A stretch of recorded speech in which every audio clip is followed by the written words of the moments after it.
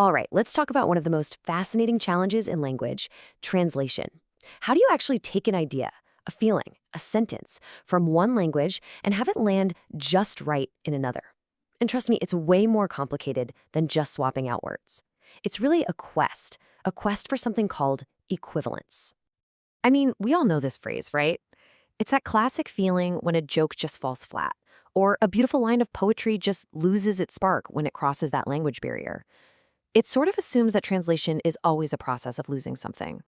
But what if we look at it another way? What if translation isn't really about what gets lost, but about making a choice? A really tough, conscious choice about which part of the original message is the most important thing to save. Is it the exact words, the feeling behind them, the cultural reference? You can't always keep everything. This right here is a perfect example of that choice in action. It's a classic problem from Bible translation. The original text says a holy kiss. But for a lot of us today, a handshake carries a very similar meaning. A warm, respectful greeting.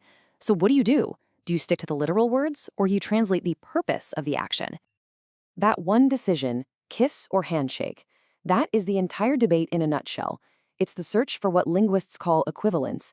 It's the big one, the central question. What does it even mean for a translation to be equal to the original? For the longest time, honestly, the whole discussion was pretty simple. You were either in the literal camp, which meant sticking to the source words like glue, or you were in the free translation camp, where you cared more about the general vibe. It was this simple, but kind of limiting tug of war. And this is why that simple debate just wasn't cutting it. The linguist Roman Jakobson used examples just like this one. In English, we just say cheese. Easy. But in Russian, the language makes you choose. There's syr for hard cheeses and tvarog for soft, curd-like cheeses. There's no single perfect equivalent for our word. And this shows something huge. Languages don't just put different labels on the same stuff, they actually slice up reality in totally different ways. Okay, so the field needed a much more sophisticated way to think about all this. And that's what happened in the 1960s, thanks to a linguist named Eugene Nida, who tried to turn this messy art into more of a science. So, Eugene Nida basically wanted to blow up that old literal versus free argument for good. He was inspired by thinkers like Noam Chomsky, and he set out to create a more systematic way for translators to tackle their work, especially when the cultural gaps were massive. Nida came up with this really cool three-stage system. Think of it like this. First, you analyze the original sentence. You break it all the way down to its core meaning, its deep structure. Then you transfer that core meaning over the language bridge.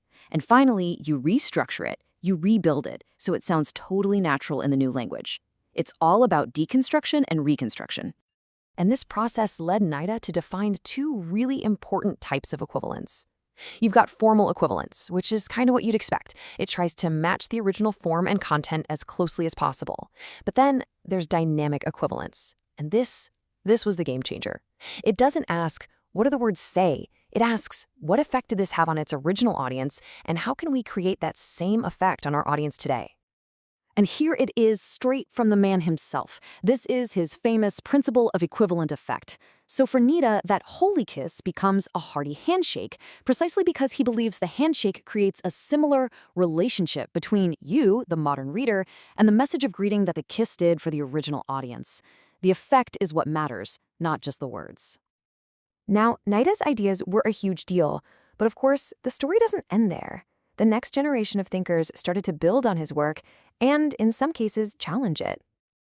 Take the British theorist Peter Newmark. He thought this idea of achieving the exact same effect across centuries and cultures was, well, kind of impossible. I mean, can a modern translation of an ancient Greek epic really have the same effect on you as it did on someone listening to it performed live thousands of years ago? Probably not, right?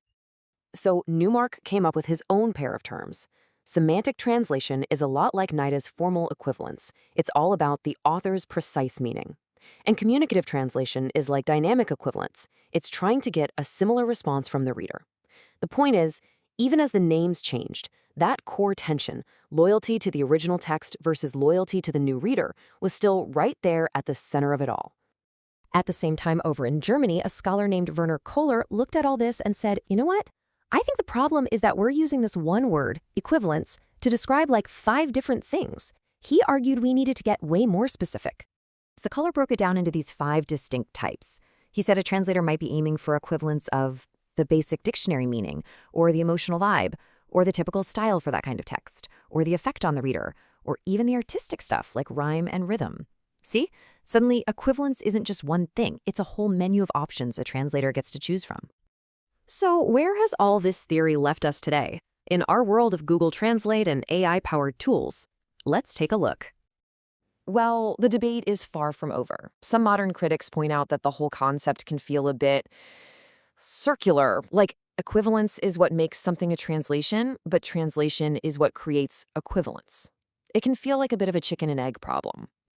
I really like how the scholar Anthony Pym explains the shift in thinking. The old view was about natural equivalence, the idea that a perfect matching word just exists out there, and the translator's job is just to find it. But the modern view is more about directional equivalence. This says that equivalence doesn't just exist, it's created by the translator, going in one direction for one specific purpose. And this brings us right up to the tech we use every day. The translation memory tools that professionals rely on are basically this debate in action. They built up databases of old translations, which forces a very rigid, preset idea of equivalence on the translator. It's super practical, but it can also flatten out all of that amazing, nuanced, creative choice we've been talking about. Okay, so after that whirlwind tour of translation theory, what's the big takeaway? What's the bottom line on this whole quest for equivalence? The first thing, and maybe the most important, is that there is no single magic bullet. There's no one theory of equivalence that just works for every single text, every language, every time. NIDA, Newmark, Kohler, they were all adding new layers to our understanding, not trying to find one final answer. And that leads to the real takeaway. It's much better to think of equivalence not as a single goal, but as a toolkit. A great translator looks at a sentence and makes a conscious choice. Okay, for this audience and for this purpose, what's my priority? Is it the literal meaning, the emotional impact, the cultural function, the poetic rhythm? It's a strategic decision every single time. And that leaves us with one last kind of mind-bending question to chew on. If every single act of translation is a creative act of interpretation and choice, not just swapping words, then what does that say about languages themselves? Can we ever really say that 2 words or 2 languages are truly equal? Something to think about.